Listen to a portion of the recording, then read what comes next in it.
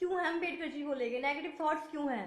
वो तो इतने पढ़े लिखे थे, इतनी डिग्रियां थी उनके पास, सबसे ज्यादा डिग्रियां थी उनके पास, उतने बड़े बड़े काम किए थे, उन्होंने संविधान लिखा था।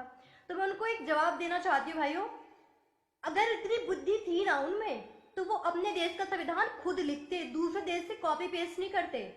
और रही बात, कॉपी पेस्ट भी किया तो उसे ढंग से अरेंज भी नहीं किया। कितने आर्टिकल ऐसे हैं जो एक दूसरे को क्रैश कर रहे हैं। और रहे बहुत बड़े बड़े काम, तो हाँ, रिजर्वेशन एक देश को कोड दे दिया है, कोड का। अगर हमारे देश में कैंसर का ट्रीटमेंट नहीं है तो उसकी वजह सिर्फ अम्बेडकर है। अगर हमारे देश में करप्शन है तो उसकी वजह सिर्फ अम्बेडकर है। अगर हमारे देश के साइंटिस्ट या हमारे देश का मंगलयान मंगल ग्रह पर नहीं पहुंच पाता है तो उसकी वजह सिर्फ अम्बेडकर है। क्योंकि जिसमें एबिलिटी होती है डॉक्टर बनने की, तुम उसे कंपाउंडर बनाते हो।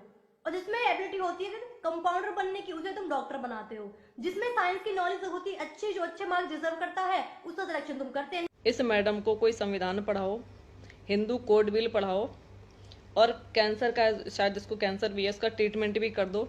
और बेचारी डॉक्टर बनना चाहती है, ठीक है, तो उसको डॉक्टर भी बनाओ। कलेक्टर इंजीनियर जो बनना चाहती है उसको बनाओ, लेकिन किसकी बदौलत बन रही हो? पहले ज़माने में इनके जो लोग थे, जो सती प्रथा इन्होंने चला रखी थी, वो किसी के लिए बख्शिश तो थी नहीं। तब तो आरक्षण भी नहीं था, जब इनको आग में जबरदस्ती लठ लेके झोंका जाता था, तब इनके साथ में शोषण होता था। आज जब सारे अधिकार मिल गए हैं मेरे बाबा साहेब की बदौलत, तब ये मतलब हमारा ही विरोध कर रही हैं। हमारे बाबा साहेब के संविधान में कमियां निकाल रही हैं कि अगर चंद्रयान पर नहीं पहुंच रही हैं तो कैसे नहीं पहुंच रहे हैं इनके लोग चंद्रयान पर। मतलब हमने उनकी पूंछ पकड़ रखी है कि तुम चंद्रयान पर मत जाओ। तो भैया जा कौन रहा है, जरा ये बता दो। डॉक्टर, कलेक्टर, इंजीनियर, मैं कहती हूँ इंडिया में सर्वे करवाओ, जितने भी बड़ी पोस्टें हैं, ठीक है ना, कितने SC ST OBC वाले हैं और कितने जनरल के हैं, जो उनको रह रहे के मरोड़े बीच बीच में उठते हैं आरक्षण को लेकर, उस पर भी ध्यान दो जरा। और ये बहन नोएडा साइड की हैं, ठीक है, इनकी FB ID मैं इसी नाम से है, चित्रा पंडित, ठीक है, मैं भी स्क्रीनशॉट भी इस पर डाल दूंगी, आप लोग देख लेना। इनका जो टिकटॉक अकाउंट है वो भी चित्रा पंडित के नाम से, चित्रा पंडित 08, ये इसका ट्विटर अकाउंट, वो ट्विटर बोल रही हूँ सॉरी, टिकटॉक अकाउंट है जिस पर इन्होंने वीडियो बना के अपलोड की, ठीक है। और इनका पेज भी है चित्रा पंडित के नाम से। तो इन मैडम को बताओ कि आज जो आप सब कुछ कर रही हो ना, इवन शिक्षा से लेकर सारे अधिकार वो मेरे बाबा साहेब के यूज़ कर रही हो। शादी करने का अधिकार, पहले तो जो विधवा हो जाती थी उनको विडो को शादी करने का अधिकार नहीं था, दूसरी शादी का अधिकार है, संपत्ति का अधिकार है, अच्छे कपड़े पहनने का अधिकार है, बहुत सारे ऐसे राइट्स हैं, तलाक लेने का अधिकार है, बराबर पुरुषों के बराबर जॉब करने का अधिकार है, पुरुषों के बराबर पढ़ने का, उठने बैठने का अधिकार है।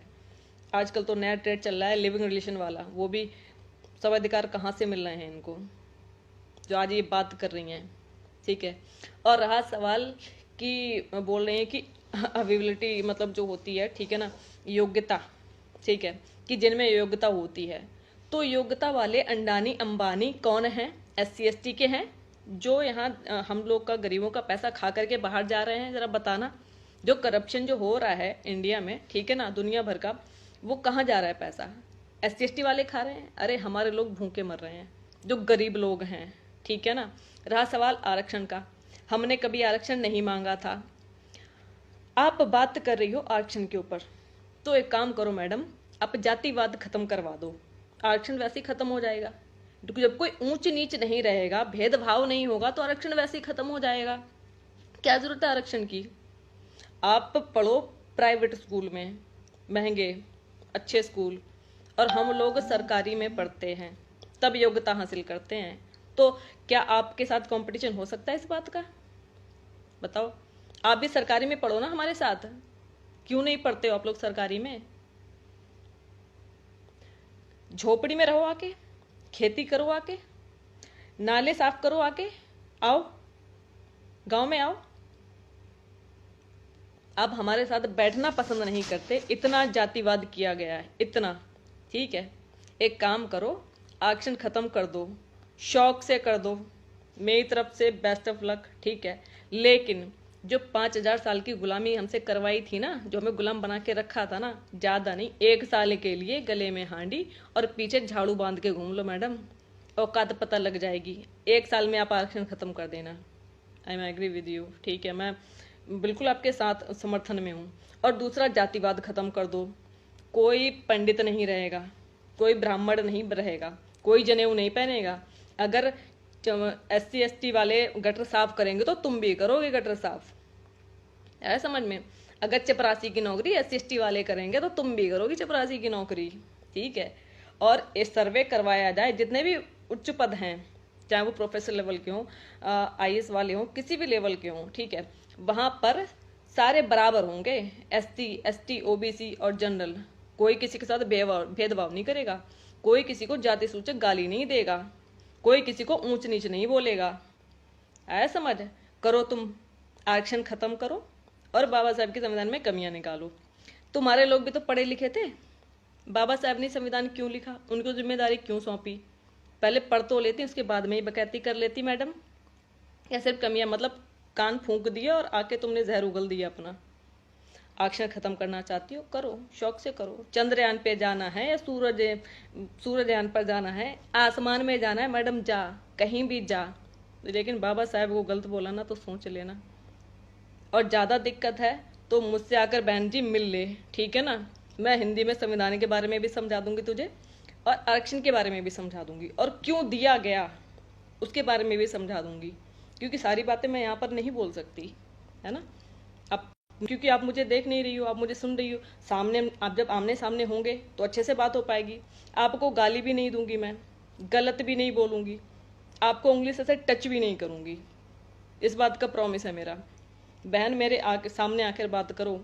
जो आप बात करी, जातिवाद आप लोगों ने किया है, हमने कभी जातिवाद नहीं किया, हमने सिर्फ सहा है अत्याचार, और आज भी वही हो रहा है।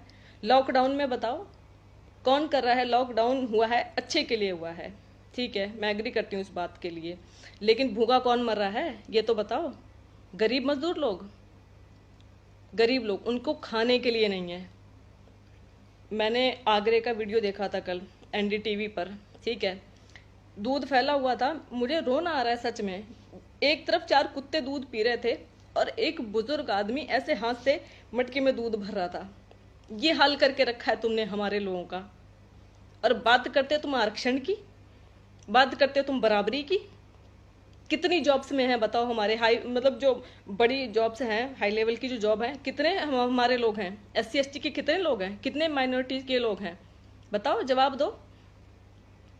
जो मजदूर तबका जो आपकी बिल्डिंगें बनाता है ना, जो हॉस्पिटल बनाता है ना, जहाँ पर तुम बैठती हो ना, वो हम मेरे लोगों का बनाया हुआ है, हमारे लोगों का, है समझ में। और आज तुम जो ऐश की जिंदगी जी रही हो ना, वो मेरे बाबा साहब की बदौलत है समझ में। जो तुम बात कर रही हो, बाबा साहब ने कितना कुछ सहा, लेकिन उन्होंने कभी भेदभाव नहीं किया। वो चाहते तो सिर्फ अपनी महिलाओं को अधिकार दिलाते, अपनी महिलाओं के लिए फाइट करते, उनके लिए लड़ते, लेकिन नहीं, उन्होंने कोई भेदभाव नहीं किया। वो सबके लिए लड़े, सबके लिए। अब तो टीवी सीरियल भी आता है NDTV पर, वो कौन सा है चैनल, मैं भूल गई, NTV पर, ठीक है ना, उस पर भी देख लो। और ज़्यादा दिक्कत हो तो बाबा साहब ने इतनी सारी किताबें लिखी हैं, पहले उनको पढ़ लो, उसके बाद में बात करना, ठीक है। आप किसी व्यक्ति के बारे में बोलो, लेकिन पहले उससे पहले उसे जान तो लो कि आखिर वो है क्या, उसने क्या किया है, समाज में उसका क्या योगदान है। उन्होंने तो कभी जातिवाद नहीं किया। इतने बेवकूफ़ लोग हैं, क्योंकि हमारे संविधान पर जीने वाले और हमारे बाबा साहब के रहमो करम पर पलने वाले ये लोग, ये हमसे बराबरी करेंगे। हम बताते हैं बराबरी क्या होती है। और आपके पास में जो भी गरीब लोग हैं, आपके पास में जो भी गरीब लोग हैं, चाहे आप अगर 2 को खाना खिला सकते हैं, 2 लोग की मदद कर सकते हैं, तो अब ज़रूर कीजिए, क्योंकि पूरा समाज हमारा है, ठीक है। हम किसी के विरुद्ध नहीं हैं, ठीक है, ना हम जातिवाद करना चाहते हैं, ना हमें ये करना है। एकजुट रहिए, साथ रहिए। हम किसी धर्म के खिलाफ नहीं हैं, हम सिर्फ इंसानियत के साथ हैं।